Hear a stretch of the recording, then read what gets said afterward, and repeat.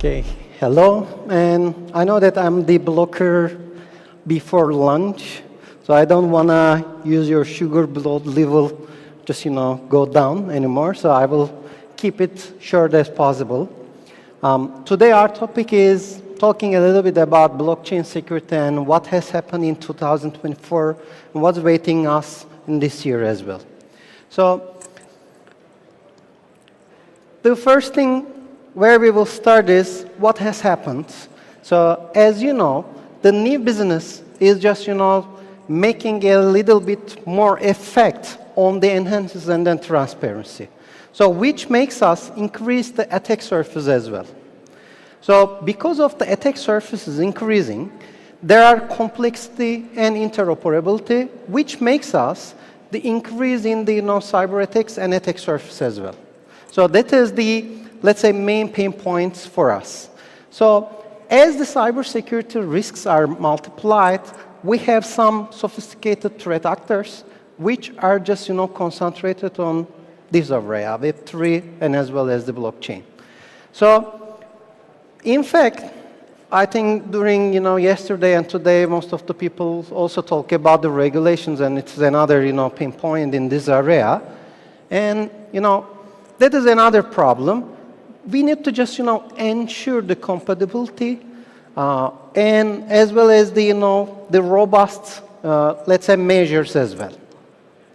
So what's happening here is the DeFi area is getting very important. Supply chain management, we are just, seeing too much examples in there.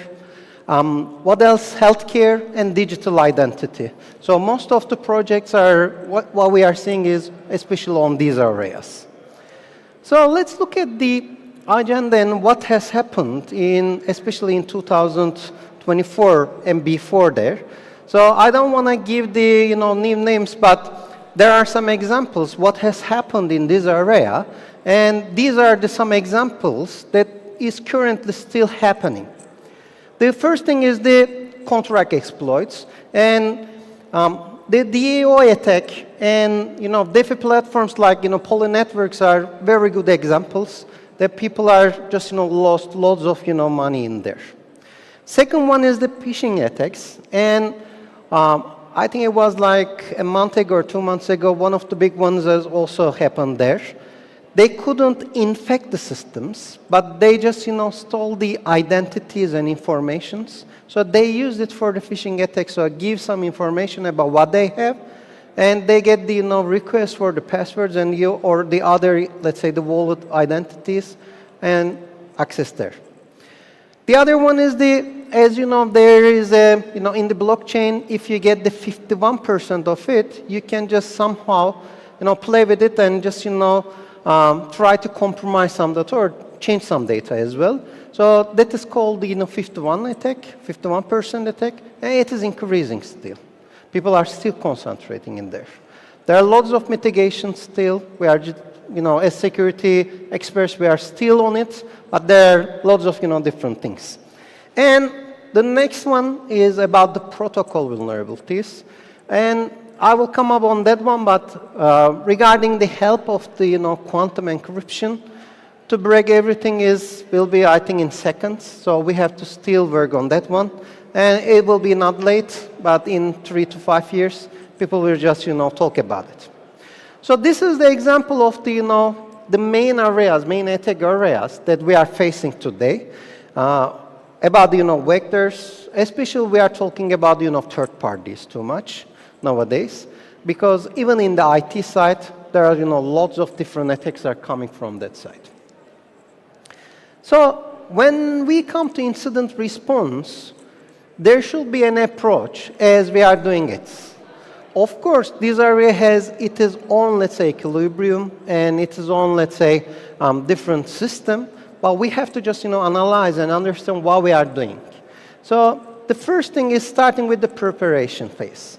So, like how we can address the unexpected behaviors. That is the first thing that we should keep it in our minds. The second one in here is the detection phase. Let's say we see some different behaviors. Let's say a huge let's say, wallet amount is changing from one wallet to another one. So is it a legitimate traffic? Maybe we should do something. We should monitor it. That is the second one. Third one is about the containment and eradication phase that we are concentrating on. So there are some control parameters, and we have to just, follow up what is changing there. And maybe some of the details are contemporary disabled. So what we will do there? And we have to understand. Let's say there is a user. He is just migrating some secure data or secure, let's say, components to another mechanism like a different signature phases, for example. So what has changed there? We have to understand.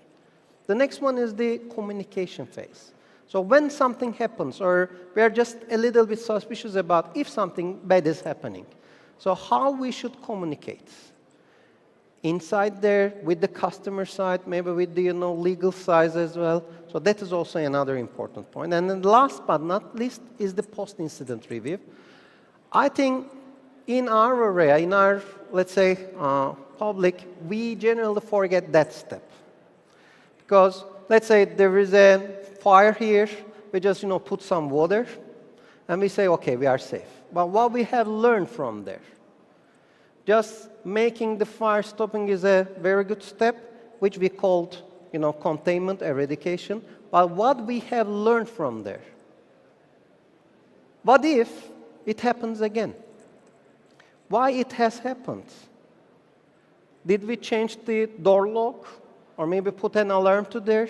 So that is the next thing that we should concentrate. And of course, after the incident, the next phase will be forensic. We generally do this in a, let's say, wrong dimension, because whenever something happens, we generally call the forensic guys. And even we are not giving the response to the incident, we start investigations. And two things can go parallel, of course. If you have two different experts, they can understand each other. Otherwise, if you just have one guy or one source, he is either concentrating on the forensic part or else on the incident response phase. So which one is your preference? Sometimes stopping the attack, and generally we want it first, then we will start the investigation. Sometimes during the investigation, we will get additional data. We don't want to stop it because we don't have enough data, which will just direct us who is the source, who is doing what. So that is why sometimes we put forensic in front. Now, on the forensic part, that is a difficult area. Even forensic itself is a difficult area. And forensic in the blockchain security also, let's say, multiplies sources. So we have to just find the right guys who should understand first the technology, then security, then connect all the data while you have and make it understandable for you. For this one, we need the transaction tracing. We need vault analysis. We need anomaly detection as well. And they can use some different open source or paid tools in here to do the forensic analysis, which will make us to see what has happened with the evidences and make it a report for the legal or public or whatever you want will be important. Regulatory part is a pain point, and I think the first day from the Turkish government, there are some visitors, and they also talk about it. So I don't want to go there too much, but two different things, and everybody, I think it is in your life, like know your customer, anti-money laundering, and there are some regulations in EU, in Turkey as well, like GDPR, in Turkey, KVKK, etc. So what we will do with all of them? So we need some proof to there. And how we will find out the proof, how we will show them, and how we will just put the proof in the context that should be useful for different things. So how we will measure the threshold, for example, if something has happened. So data minimization is coming very important. Like whenever there is a compromise, for example, the minimum data should be compromised. Of course, we want, encryption, we want how to reach out there, etc. But the first thing is how we should, do the data minimization and put it in our, let's say, agendas. Right to be forgotten is another concept. So even with the, some shops or supermarkets, you can call anytime and you can say that directly, I don't want to be your customer anymore, and please delete my data. And as you know, in 2 weeks, they have to just, inform you, like, it is done, completed, etc. And the transparency, like, if there is a time-bound breach, how we will get the notification close to real time. The public communication strategies should be, professionally managed. It is not like that I'm just, putting a tweet on the X directly or putting something on the Instagram or LinkedIn. So even the language itself should be very professional. Of course, the cooperation with the regulatory is another important step, which we should make it very, very serious, to take it very, very seriously. So what is happening in the near future? And let's look at that one as well. I think you have heard about, this one in every different, let's say, concepts nowadays for the last, let's say, year maybe. And everywhere we are talking about AI, and AI will be part of the, blockchain as well. It is coming with the encryption. It is coming with the agents. It's coming with, different things as well. It is coming from the security side as well. Like, people are just, attending or using AI to attack. It was like 2-3 years ago when I wanted very simple things from my team, like let's arrange a kind of, phishing email for, customer X. It will take for them to design 2-3 days. Now, it's like, 10 minutes. And you can just, put the right, let's say, comments to the AI, like prepare me an, phishing email example that I will use for training for that aim. So it can directly go to, for example, LinkedIn, search the, let's say, people who are working there, the employee names, and even you can just, customize it with different employees or with different levels. And it is in seconds, maybe in minutes, and that is there. So the predictive analysis is very important. Automated alert triage is coming very important as well, because there are lots of alerts, and we are still struggling to look what really happens there. So there are lots of alerts, of course. We generally miss most of them. Because with a human being, it is generally the let's say, measurement is like that. If there is a security analyst or any analyst just, looking at the system, it generally takes for him about 15 to 30 minutes to analyze if there is a, let's say, a real incident or it's a false positive, etc. But in our world, we are getting maybe hundreds, thousands of alerts per day. So that is why we are going to security operations centers or making it as a service, but still we have the quality problem. And quantum-resistant cryptography will be the next stage, as I said. We generally talk something, and it comes to our life 5 to 10 years. Look at the electric cars. People talk about it, and nowadays we just have, and still people are just thinking about to buy an electric car or not. But with the help of AI, the different technologies are coming faster than expected. So my personal, let's say, view is quantum cryptography will be like that. People are generally estimating about 5 to 10 years it will come onto our lives, but AI has a kind of velocity and acceleration to that one. So I think it will just help us to face it before then 5 years, and it will be in our lives.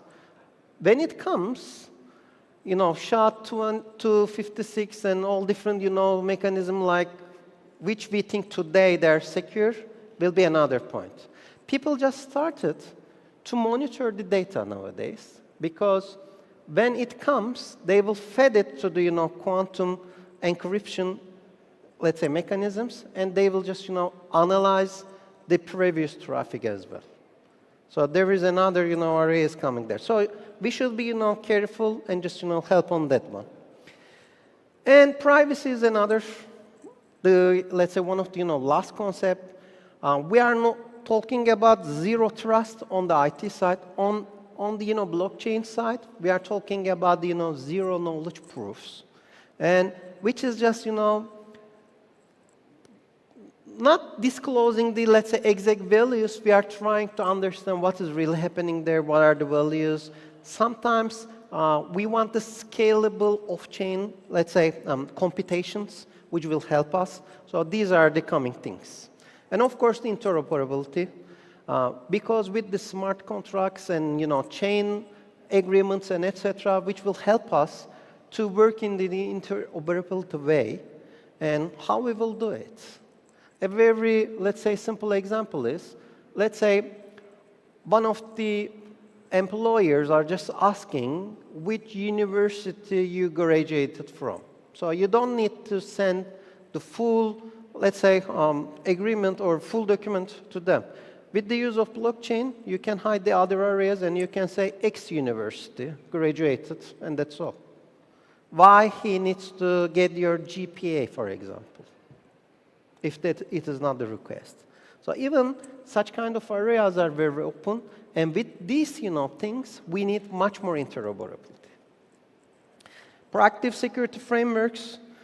So a framework is a very good tool, in fact, that we can use different names. Because if there is a framework, we know at least how to go to somewhere.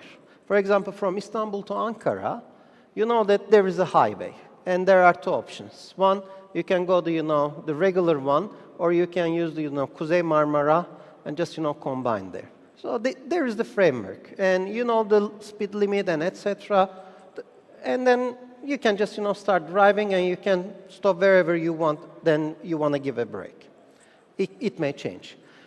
For this area, we need much more, let's say, stable and mature frameworks that we can use, and it will also help our lives. As a summary, and I'm on time, the first thing is organizations, we need to address the ethics first, because there are lots of leading ethics, and this area is very special, so people know that there are some financial income from that side, so that is one of the things. Second, we need to really understand how to give a response to the incidents if it happens in that area. Third, understand how blockchain native forensics should be done. Fourth, there will be regulators and there will be frameworks, how you should get in line with them. And the last one, where we should invest within the technology, people, and process. We need to just, get the balance of three of them to increase the maturity. And here is my call to action. For every layer, we need to increase the security. We need to increase the awareness. Awareness is not only just a kind of, small, simple, let's say, 20-minute slides or videos that you can just, do next, and or just, watch the video and just answer 3 questions. It is not like that. We have to just, more concentrate on it. And be careful and stay safe. Thank you.